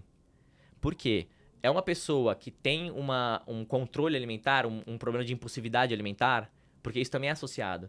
Porque, por exemplo, e aí já mudando um pouco o tópico, né? Assim, quando uma pessoa tá restringindo demais a alimentação, ou quando uma pessoa tá não fracionando muito bem, que a gente bate no jejum, né? O que você faz? Basicamente, você meio que desregula um pouquinho o seu disparo de insulina e cortisol. Que é exatamente isso, né? Igual a gente falou do carboidrato. Comi carboidrato, tenho que disparar um pouco de insulina para que dê vazão na nossa corrente sanguínea. Tá, e esse contrário é verdadeiro. desbalanço... O contrário é verdadeiro. Então, se eu tô muito tempo sem comer, tipo jejum, eu tenho que liberar algum outro hormônio para que faça o contrário. Então, já que eu não tô colocando energia de fora para dentro, eu vou ter que colocar energia de dentro para a corrente sanguínea. Então, dos meus tecidos, das minhas reservas, né? Isso. Um dos hormônios que faz basicamente isso, que é o hormônio do estresse em si, é o cortisol, né? Então, quando a gente vai prescrever jejum, tem que ver se a pessoa também tá com um quadro relacionado à impulsividade alimentar ou não. Porque quanto mais tempo ela ficar em jejum, nesse sentido, é pior. Aí, eu prefiro muito mais começar... Porque ela tem um aumento na liberação de cortisol, aumento da liberação de hormônios que vão aumentar a fome dela. Também, né? mas também relacionado à nutrição hedônica, ao comportamento alimentar. Por quê? Vamos lá, então vamos começar do básico, né? Quando a gente tem uma restrição muito severa, ou quando a gente fica muitas horas sem comer e esse cortisol aumenta, o nosso cérebro, gente, ele é muito organizado. Sabe? Ele tem um núcleo pra cada coisa. O nome sempre é estranhozinho, assim, mas o nome não é importante. Quero que vocês prestem atenção na lógica, né? Então, por exemplo, tô comendo muito pouco, tá? Tô com uma restrição severa, porque quero emagrecer, cortei tudo, tô passando fome, né? O nosso corpo, em especial, tem núcleos cerebrais que vão identificar isso. Por quê? Porque é interessante pra ele saber o quanto de energia que tá entrando nesse seu corpo e se é suficiente, né? Dos núcleos, que é o estriado, o nome não é importante, mas vamos lá. Ele tem duas estruturinhas que são muito importantes nesse sentido. Então, você tá dando muito pouca comida, esse núcleo estriado vai ficar descontente, porque ele gosta de comida, ponto, simples. Não vamos dificultar, né? Só que ele tem duas estruturinhas, que é o núcleo accumbente, tá? Que aí começa a mexer em comportamento alimentar. Que é o quê? Então, vamos lá. É só o núcleo accumbente ou outro? Vou te falar, calma. Então, esse núcleo estriado começou com pouca comida, ele vai ficar descontente. Como que ele sabe que ele fica descontente? Ele meio que faz medição de uma série de neurotransmissor, vira e mexe. Então, é o cara que vai lá cuidar da casa. Ele fala assim, então tá bom. Deixa eu ver como estão meus níveis de dopamina, como estão meus níveis de serotonina, como estão, entende? De noradrenalina, por exemplo. Ele meio que dá uma geral na casa. Tá tudo bonitinho, eu tô feliz. Né? Quando você tá tirando muita comida, esses neurotransmissores não ficam felizes. Não. Entende? Por isso que a gente fica... tudo, mal-humorado, exatamente, né? Fica desprazer, né? Tudo isso. Então, esse núcleo estriado, ele fica chatinho. Ele fala assim, tô mal-humorado, não tô gostando disso. Né? Aí, o que ele faz? Em especial, ele tem uma estrutura que é o núcleo accumbente, né? Nesse núcleo accumbente, tem outra estruturinha que chama amígdala, que não é essa que a gente tem aqui. É lá no cérebro, né? Essa amígdala em especial, ela identifica estímulo, que é o quê? Então, por exemplo, tô comendo pouca comida. Fui no aniversário do meu sobrinho, né? Legal. No aniversário do meu sobrinho, vi o bolo de cenoura. Opa, legal. O seu estímulo sensorial já viu o bolinho de cenoura ali no canto. Você tá conversando com a sua amiga aqui, mas você já viu o bolinho de cenoura ali. Esse núcleo accumbente que tem essa amígdala faz o quê? Opa, identifiquei essa festinha, identifiquei que eu tô numa festinha, ou seja, eu tenho respostas sensoriais aqui guardadas na minha amígdala, que festinha tem doce. Tem brigadeiro! Entendeu? Festinha tem doce. Então essa amígdala já tá assim, caraca, esse ambiente aqui tem doce. Tipo assim, entende? Né? E gente, o diabinho que a gente tem no nosso cérebro, ele existe. Não, então, aí calma, aí são dois, porque daí é a amígdala, né, que é essa aqui que tem, e tem o órbito frontal, tá? Que é outra estrutura que tem no núcleo accumbente. Que aí ele fala assim, opa, eu gosto disso. Então, uma enxerga, uma analisa. Uma estrutura analisa. Tem bolinho de cenoura ali, legal. A outra fala assim, eu gosto desse bolo. Entende? Né? E aí ela fala, E aí- tá, eu gosto desse bolo, e aí? E aí eu vou pegar, né? Tipo não, assim, então, mas aí a gente tem essa impulsão Não, de então, pegar? exato. E aí são estruturas que essa parte, gente, é o que a gente chama de nutrição hedônica. Que a gente tem nossa fome fisiológica? Super tem. Inclusive, é o que eu te falei, Que é tudo, a é por, nutrição- tudo é por núcleo no nosso cérebro. Tá, peraí, só. Que a nutrição hedônica, esse nome é horroroso. Gente, É mas a assim, nutrição voltada para emoções. É aquela a gente fala que a Emocional. gente come as emoções, É come o por, nosso sistema por emoção, mesolímbico, é que a isso. gente chama que é o sistema emocional, Aham. né? Então, a gente tem nossa fome fisiológica, que inclusive tem núcleo para tratar dela, que é o núcleo arqueado, que é assim, quando eu como, liberei grelina, porque, por exemplo, o meu estômago expandiu, por essa expansão, libero grelina. Essa grelina vai lá no nosso sistema nervoso, no núcleo arqueado, para estimular a saciedade. Beleza? Uhum. O contrário é verdadeiro. Tô fazendo uma dieta, tô perdendo peso. Grelina não, leptina, né? É a leptina, perdão. Tá? Leptina, né? Isso. O contrário o contrário então, Tá. exatamente. Quando eu tô com a expansão do estômago, eu libero leptina. Isso. Quando eu tô com o estômago vazio, eu libero grelina. Grelina. Entende? Então, aí é o contrário, vai sinalizar fome. Né? A minha grelina Então, é assim, o tempo todo. isso é a nossa fome aguda, vamos dizer assim, né? A nossa fome fisiológica que é em resposta à ingestão ou não de nutrientes. Uhum. Entende? Que a gente tem um núcleo voltado só pra isso. Esse outro núcleo que eu tô falando, que é mais no seu hipotábulo lateral ali, que é outra estrutura do cérebro, é pra nossa fome emocional. Então, por que tem a ver? E já vou relacionar isso com jejum, né? Por que tem a ver? Porque, vamos lá. Então, fui na festinha, né? Eu tenho essa estrutura que já visualizou que é a amígdala que tem uma recompensa ali, que tem um alimento, que eu tenho memória que tenho gostado, seja naquele ambiente ou em outro eu comi um negócio parecido e gostei. E tem meu órbito frontal que fala assim, não, aquilo ali me dá um prazer absurdo, eu quero. Aquilo ali é uma recompensa, ele identifica a recompensa. Ele dá aquele gatilho pra você querer pegar. Querer pegar, né? Então, essas duas estruturas relacionadas já atuam o quê? No que a gente chama de impulsividade alimentar. Entende? Taca, do que isso tem a ver com jejum, o que isso tem a ver com cortisol? Basicamente, então a gente identificou o diabinho, né? Qual que é o anjinho? O anjinho, basicamente, é um outro córtex, né? Que é o dorso lateral, né? Pré-frontal dorso lateral. O nome não é importante, gente, mas... Então, a parte do cérebro, né? É a parte do cérebro que vai fazer o quê? Puta, mas peraí, aquele bolo é legal? Puta, mas essas calorias agora não tão legais pra mim, né? Ou, tipo... Eu já exagerei hoje de manhã, né? Até pode ser, mas vou ter que pegar um pedaço pequeno. Entende? Que é o que a gente chama de controle inibitório. Né? E aí, quando eu bati na tecla do jejum pra quê, pra quem, também identificar o perfil dessa pessoa. Se ela tem um caráter mais também compulsivo ou não. Tem episódios que ela fala assim, nossa, não, mas chega tarde, eu me mato de comer. Aí o jejum não é tão pra ela, pelo menos não nesse momento. Por quê? Porque, vamos lá, níveis altos de cortisol estimulam quem? O diabinho. Tipo assim, né? E os níveis regulados de cortisol, com insulina na medida certa, etc., a insulina estimula quem? O pré-frontal dorso lateral, que é o controle inibitório. Anjinho. Então, por isso que eu falo, às vezes uma alimentação fracionada, mesmo que no momento inicial, mesmo que a paciente fale assim, não, mas eu queria tentar o jejum, etc., se eu identifico que é algo que não é pra ela no momento, eu falo, puta, vamos tentar, então, perder um pouquinho assim, vamos tentar colocar ordem na casa, fazer uma alimentação tradicional, regular seus níveis de cortisol e insulina, pra que daí, não tô nem pensando em emagrecimento, tô pensando assim, cara, vamos regular primeiro seus hormônios, deixar você bonitinha, metabolicamente falando. Sim. Entende? Pra daí, porque isso também tem a ver com comportamento alimentar. Porque qual que é a grande questão hoje de dieta? É o que você falou no começo, é constância. É sustentável. Entende? Então, quando a gente bate em jejum, super dá pra atribuir, resumindo, né? Super dá pra atribuir ao emagrecimento, desde que é o déficit energético. Ele é uma estratégia, só que quando eu vou falar de jejum, eu presto atenção nisso também. Legal. Por quê? Porque ele tem, sim, relação com sua impulsividade alimentar, que é diferente de compulsividade, né?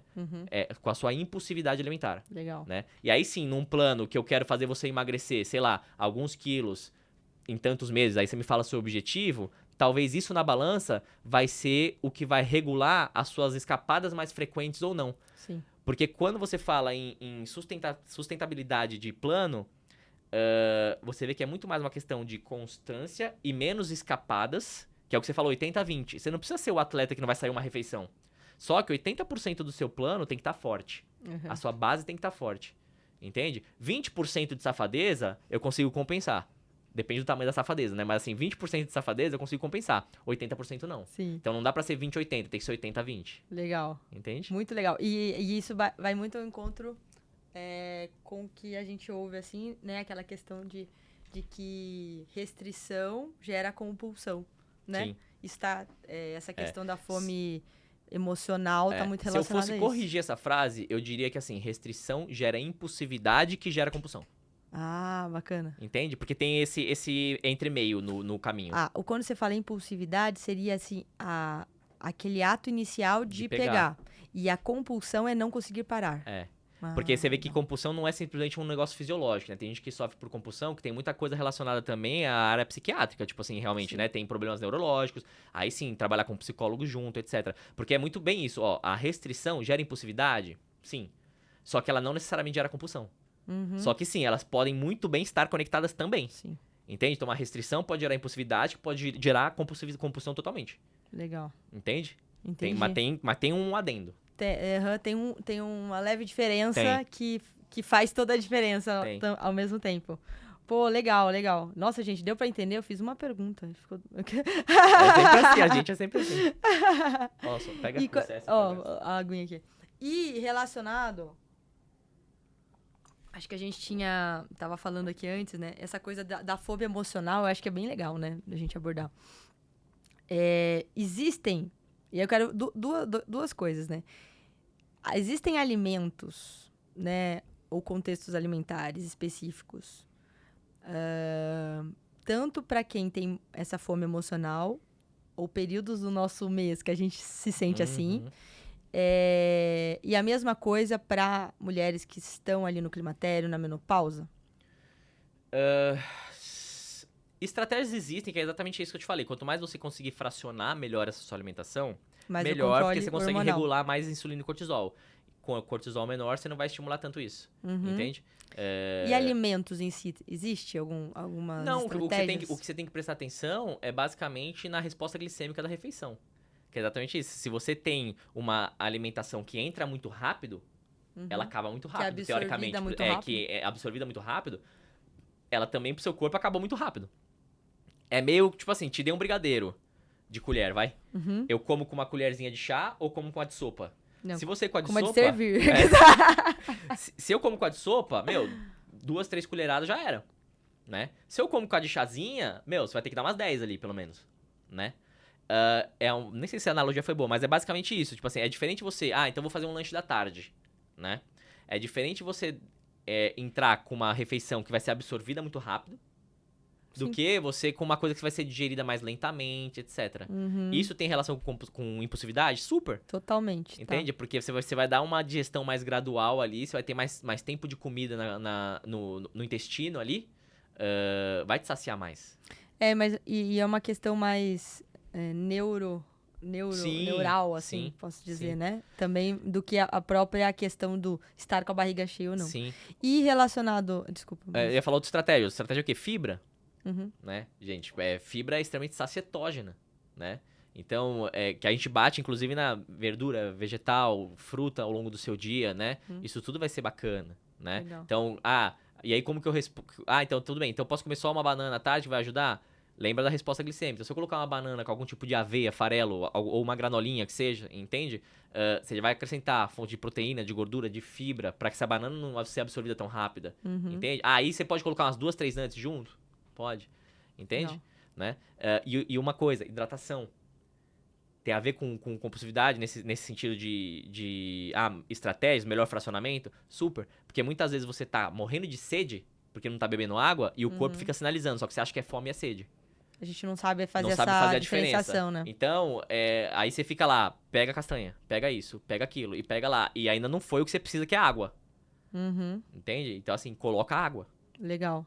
E quando a gente fala em menopausa, climatério, existem alimentos ou contextos alimentares que são mais... que vão ajudá-las, que a gente não tem abordado aqui ainda hoje? Não, eu acho que é o contexto alimentar, realmente, né? Eu acho que você ter uma alimentação mais balanceada pro objetivo dessa pessoa, só que daí vai bater exatamente naquilo, como que tá essa pessoa. Por isso que nutrição é individual, né? Como que tá essa pessoa? Aí a gente começa a conversar sobre isso, entende? Então tá bom, vou ter que mais proteína, mais carboidrato, mas qual que é o aporte energético que essa pessoa vai ter? Entende? Porque, e aí, entenda, em especial na menopausa, aí tem um negócio que eu quero falar. Em especial na menopausa, qual que é a grande questão? Seu metabolismo desacelera, né? E isso é muito claro. Por quê? Porque isso a gente estuda quando a gente vai começar a estudar metabolismo tiroidiano. Porque quando a gente vai estudar energia no corpo, quem que trata disso? Tireoide. A tireoide é a glândula ali que a gente precisa ter reguladinha certa para funcionamento energético bom, né? Tanto que a pessoa que tá com hipotiroidismo, ou seja, um funcionamento da glândula um pouco mais baixo, é aquela pessoa que, tá com o metabolismo muito desacelerado. Comi 2 frutas a mais no final de semana, mal dizer, tá, gente? 2 docinhos a mais no final de semana, eu tô 3 quilos mais gordinha na segunda, tipo assim, né? E a mulher que tá com aquele hiper, né? É aquela lá que, come 3 McDonald's no dia, não acontece nada com a desgraça, tipo assim, né? Né?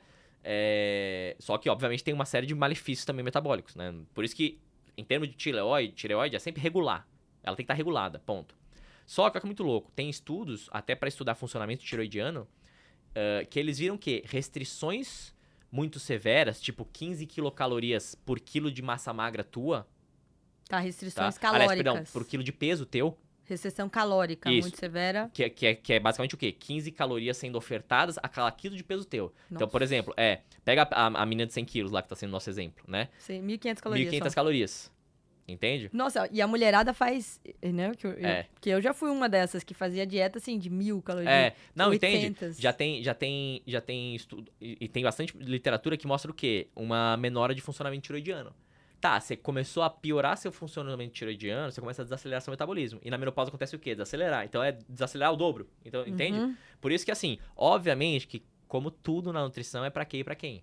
Então, por exemplo, quanto mais a pessoa tiver gordinha, né? Maior o déficit energético que você pode pôr numa pessoa. Então, vamos supor, vamos pegar esse mesmo exemplo da pessoa de 100 quilos, a menina de 100 quilos. Vamos supor que essa menina de 100 quilos, ela tenha 1,50 de altura. Ela tá bem fora. Bem fora do... Bem fora, né? Ela com uma dieta de 1.500, até menos, pode se beneficiar muito. Sim. Porque a gente sabe que... Porque o contexto metabólico dela tá precisando de uma restrição severa. É diferente. Entende? Uma pessoa que não tá precisando de uma restrição severa dessa e faz uma restrição severa... Tipo aquela mulher que quer perder 5 quilos, Isso, 6 você quilos. tem uma falha de metabolismo tiroidiano ali. Que é muito que a gente bate na tecla com as meninas do programa, né? É a restrição certa pra pessoa certa. Entende? Óbvio, tem que ter restrição calórica pra emagrecer? Sim. Tem, é o déficit energético, Mas ponto. sozinha não funciona. Entende? Então, dicas pra menopausa. Entende em que ponto você tá, né? Porque às vezes você ficar restringindo, joga contra. Sim. Entende? E em especial de carbo, porque digo mais, né? Quando a gente vai falar em tireoide, todo mundo é meio igual. A gente tem produção de T4, T3 pela glândula, né? E isso é meio padrão, é uns 90% T4, 10% T3, enfim, é padrão, né? Só que o que é o acelerar o metabolismo, que a gente inclusive bate tanto na tecla, né? É você melhorar com o seu treino, com a sua dieta, com a sua alimentação, a conversão do T4 pro T3 no metabolismo. Isso é o que você pega os charlatães falando, vou acelerar seu metabolismo, mas quem realmente fala certo e estuda, é nisso que ele tá apostando. Né? E aí, uma das grandes coisas, uma das grandes chaves que a gente precisa nisso aqui é o carboidrato. Sim. Por isso que eu falei pra você, não pode zerar. Por quê? Aí, vamos lá, quem faz a conversão do T4 pro T3 a nível de periferia, em músculo, no corpo, por exemplo, né? Periférico, que é onde mais acontece, né? É uma enzima que chama deiodinase tipo 2. O nome não é importante, mais uma vez. Mas essa enzima, ela faz o quê? Ela pega o T4, que é o que segura esse seu metabolismo, e transforma em T3, que é o que bomba a parada. É tipo freio e acelerador. Isso, entendeu? Simploriamente, né? Então, essa enzima faz isso, faz. Só que ela não é boba. Essa enzima não entende que você quer ficar super sarada e gostosa. Ela entende assim, cara, você tá me dando condições... É tipo o sindicato de trabalhador. Você tá me dando condições pra trabalhar? Né? Tá, tô. Então, você tá me dando caloria. Esse é o primeiro ponto. Então, restrição severa, qual que é a lógica do seu corpo? O seu corpo não tá entendendo shape. Ele entende assim, você tá me dando uma puta restrição. Pra que eu vou alimentar, vamos dizer assim, estimular a enzima que vai acelerar mais ainda esse corpo? Sendo que eu não tô com energia nem pro que tem agora. Entende? E essa DM do tipo 2, essa D2, que em especial tá na massa muscular, no músculo esquelético, ela responde à insulina. E aí, o que a gente tá batendo na tecla que tem que comer pra estimular a insulina? Carboidrato. Entende? Então, vamos lá, nessa pergunta que você falou, o que eu faria na menopausa? Tudo pra quê e pra quem? Só que, vamos lá, você tem que ter uma alimentação mais proteica, Uhum. só que voltada com aquele negócio de carboidrato por merecimento. E em especial esse carboidrato, se puder ser complexo, cheio de fibra, que é o quê? Fruta, verdura, vegetal, melhor ainda. Porque daí você trata naquela questão de aminoácidos ofertados para microbiota, contra fibras ofertadas para microbiota, para dar um balanço bom, né? O treino, obviamente, não adianta ser o treino fofo. Gente, começou a ficar mais velho, tem que treinar bem, meu. Não é que você tem que não se adianta esfolar ficar... a vida. isso, Tem o treino certo. isso. E entende? não é também só treino cardio, né? Que eu Não, acho não, que não. É o último que você precisa nesse É o último que caso. você precisa nesse caso, exato. É o treino resistido, né? Que a gente sempre fala. Tem umas coisas também que a carência nutricional em especial, o pessoal pensa muito em casa em macronutriente, né? Ah, é carboidrato, é proteína, é gordura. Óbvio que o composto macro da dieta é isso mesmo, por isso que chama macronutriente, né? Mas o micronutriente é extremamente interessante. Por quê? Você precisa de uma série de micronutrientes para que seu metabolismo funcione. Então, é isso. Além da restrição severa, que está tirando um monte de caloria, de carboidrato, proteína e de gordura, não esqueça também que esses alimentos são voltados de micronutrientes. Então, você precisa lá de um monte de complexo B, vitamina do complexo B, que está lá nas frutas, nos vegetais, nas leguminosas, enfim, para o seu ciclo de Krebs, olha o nome feio, o que é o nosso ciclo energético, para ele funcionar direitinho. Entende? Porque o nosso corpo, basicamente, é um livro de química, gente. É um monte de reação que vai se juntando ali, uma bazorra, e vai dar certo, entendeu? Só que essas reações, elas têm uma série de condições que precisam estar certinhas para elas funcionarem. Então não adianta nada estar com déficit energético, só que não tá faltando, sei lá, B1, B2, B3, que é o que faz o ciclo também, tá faltando magnésio, que faz o ciclo rodar. Você fica travado, você não perde peso. Entende? Tá, então essa mulher precisa ofertar Então, para ela, vamos falar assim, acionar Resumão. o processo de acelerar o metabolismo através da alimentação, ela precisa ofertar calorias numa quantidade mínima necessária para o metabolismo dela. Ou seja, fazer restrições severas não vai resolver. 2, vamos ver. Ela precisa ofertar carboidratos nessa alimentação. E aí o carboidrato vai depender da condição metabólica dela naquele momento. Sim. Né? E ela precisa se hidratar, que você falou, né? Se hidratar. Se hidratar. Pra quê? Pra que... Basicamente, tudo que acontece nesse nosso corpo é no sangue, entende? Desde, tô com uma gordurinha que me incomoda aqui, quebrei essa gordurinha com déficit energético, tipo assim, estimulei, né? Foi pro sangue. Tudo que é reação química, inclusive a mobilização dessa molécula de gordura, que é o ácido graxo, que foi ali, pra ir pra mitocôndria, tudo isso acontece no sangue, que é um ambiente aquoso, é um ambiente que é rico em água. Se você não oferta água pro seu sangue, ele não...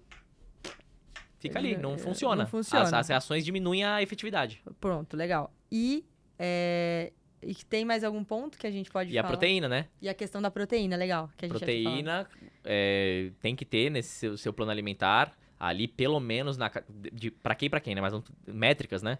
Pelo menos na casa de 25%, 30% ali do seu plano alimentar, espaçadas ao longo do seu dia, associado a um belo de um treino resistido mulher em forma em especial, seria fantástico. Agora só pra gente fechar, porque, nossa senhora, estamos falando, hein? Pô, estão gostando, gente? Comenta aqui. Só pra falar... Vai. Eu já ia falar Não, outra coisa. peraí, calma. Deixa eu fazer a pergunta que as alunas mandaram. Vai. Que é sobre sono. Uhum. Das grandes questões, assim, relacionadas a sintoma de menopausa, tem o calorão, aquelas coisas todas, mas assim, tem a privação do sono. A alimentação pode ajudar nisso? E aí vamos ser... Então, tudo bem, mas vamos pensar que você já explicou isso bastante pra gente, como a gente poderia trazer de uma forma mais resumida para elas. Tá. Não, então, gente, mais uma vez, um dos grandes hormônios que influencia negativamente o sono e também a fome, é meio que junto, é o cortisol. Porque o cortisol, ele aumenta a grelina, né? Isso é bem documentado pra gente já. Por isso que evitar picos de cortisol, por exemplo, do jejum também, né? É associado à fome, né? E é tudo muito fisiológico se você for pensar. Porque tá bom, tô muito tempo sem comer, que é o jejum, né? O que eu vou querer fazer? Comer. Né? Então você aumenta cortisol porque ele vai aumentar a grelina vai sinalizar, estou com fome, preciso comer, preciso buscar o alimento. Sim. É tudo instintivo, né, no nosso corpo. Legal. Né? Só que, vamos lá, o cortisol, além disso, ele também diminui GLP-1, que é o hormônio de saciedade. Então isso também está ligado a uma maior impulsividade que vai ser atribuída a, por exemplo, estou muito tempo sem comer. Né? Quando eu quero comer, comecei a dormir. Não, Ah, tipo não? assim, me Ah. segurei. Tô muito tempo sem comer e fui dormir. Fui dormir com fome, sei lá. Comi um balde de gelatina zero e fui dormir, né? À noite, em especial, você ingeriu muito nutriente? Não. Aí, esse cortisol fica elevado, né? Porque, querendo ou não, esse cortisol tá elevado, aí a grelina vai continuar aumentando, o seu GLP-1 vai continuar diminuindo, você vai o quê? Começar a despertar de fome, carência energética, entende? Aí tem duas situações. Quando você é casado com uma draga, ela acorda porque ela simplesmente tem fome toda hora. Eu não sei o que você tá Quando falando. você tá fazendo uma restrição energética, né? Aí você acorda de fome mesmo. Tipo assim, é carência nutricional, o seu corpo pedindo. Entende? É que vou explicar, gente. É que assim, às vezes lá em casa, ele acorda. Ele só ouve a cozinha, assim, uns barulhinhos de madrugada. Aí ele. O que você tá fazendo, Polly? Não, mas não é assim, você tá narrando errado. Primeiro que assim, quando você tá dormindo com a sua mulher, você vai virar do lado, quando você dá aquela semi-acordada em transe, você espera que ela esteja do lado, né? Aham. Porque são 3 da manhã, vamos combinar, né? Só que, aí você acorda, não tem ninguém do lado. Aí você já tem aquele meio filme de terror, fala, o que tá Aconteceu acontecendo? alguma coisa. É, aí você só escuta o barulho na cozinha. Ah. Aí você dá aquela chamada, né? O que tá acontecendo? Aí tem uma ser comendo, mas não é que ela tá comendo pouca, pelo contrário. Entende? Ai, gente, eu tava com fome. Eu penso assim, ó. Se a minha fome foi maior que o meu sono, é porque eu tenho que dar atenção pra ela. Eu acordei. Entendeu? Agora, se o meu sono é maior que a minha fome, eu vou dormir, né? Aí eu Tá certo, acordei, esse é eu erro vou do seu comer. Nutri, é verdade. Entendeu? Vou acordar e vou comer. É, mas isso acontece às vezes mesmo, gente. Ó, só que basicamente, então assim, tem isso, mas tem aquele... Então assim, o cortisol influencia sim, né? Porque excesso de restrição vai aumentar cortisol e vai provavelmente te dar picos à noite relacionados a isso, né? Só que tem uma coisa que é mais diretamente conectada ao sono, também ligado ao cortisol, que é o quê? Tem um nutriente que é o triptofano, que é quando a gente se alimenta, né? Tem vários alimentos que tem, enfim, banana, enfim, né? Biomassa de banana verde, né? Tem bastante. Só que esse triptofano em especial, ele tem bastante ação no nosso sono. Por quê? É dele que vem a melatonina, que é o hormônio do sono em si, né? Que é bem isso, a via é Que induz triptofano. o sono. Isso, na indução. É triptofano, serotonina, melatonina, né? Só que olha que é muito louco. Quando o cortisol tá muito elevado, esse triptofano aqui também tem outras vias, tipo uma insulina da via, tem várias vias, né? Tem outras Ele coisas tem pra fazer. outras vias pra fazer. Quando esse cortisol tá elevado, ele estimula esse triptofano, em vez de ir pra via de serotonina, melatonina e melhor sono, etc, etc, ele vai pra via, o nome não é importante, mas das quinureninas. Tá? Quinureninas. Quinureninas. Fala 3 vezes rápido. Quinureninas. Basicamente, é o quê? É a via que é muito associada com excesso do ácido quinulínico e tudo mais, que é o quê? Irritabilidade. Entende? A pessoa fica mais irritada. E é uma via tóxica, inclusive, né? Só que, qual que é a grande questão? Então tá bom, quando você tá com cortisol muito elevado, tipo assim, não estou fracionando minha alimentação, tô fazendo jejum muitas horas, tô comendo muito pouco em restrição muito severa. Por isso que né? a gente fica irritado por várias vias. Não, por várias vias, mas aí basicamente, em vez de você ir na via do triptofano, serotonina, melatonina, regular sono, ter um sono bem reparador, sono REM alto, você vai pra outra via. E aí, isso prejudica demais o sono. Então, você fala, na mulher da menopausa, que já tem esse problema em especial do sono, não pode deixar isso acontecer. Isso fica... isso fica ruim. Isso é algo que que tá nas nossas mãos, a gente pode Isso fica ruim. influenciar diretamente. Pô, legal. Acho que essa é uma dica bem boa. Boa. Muito bom. Obrigada. Olha, estamos chegando ao final. Meninas, espero que vocês tenham gostado aqui do papo. Cadu, quer deixar um recadinho pra elas? Quer falar alguma coisa antes? Onde elas encontram você? Se elas quiserem conversar com você, além que não são alunas, né? Quem não então, aluna isso que eu ia falar. Se você já é aluno da plataforma, basicamente, a nossa equipe de nutrição, eu que medeio ali, né? Eu que tô no meio da galera toda lá. Então, quando vocês estão falando com a nossa equipe de suporte, basicamente passa diretamente por mim, sem falar com a parte nutricional dos seus planos, enfim, né? Fora isso, eu atendo no Instituto Assali, né? Que é um instituto bastante renomado aqui de São Paulo, que é, em especial, voltado muito... que bate muito na tecla, né, de longevidade, alimentação voltada para isso mesmo, né? Uma alimentação longeva, etc. Agradecer pelo convite, finalmente. Né? Finalmente deu certo. Finalmente deu certo. Né? E a gente se vê em casa. Não aguento mais te ver, né? Tipo assim, é aqui, é no trabalho, agora, mas tudo bem. Tudo bem, Tô grudado tamo mesmo. junto, Tá tamo tudo bem. junto. Galera, Muito obrigada pela presença de vocês aqui, ó. Compartilhem, comentem aqui. Vamos divulgar mais os podcasts aqui também, se você tá curtindo. E sugira aqui novos convidados também pra gente poder ir atrás, tá bom? Um beijo grande pra vocês. Fiquem com Deus. Até.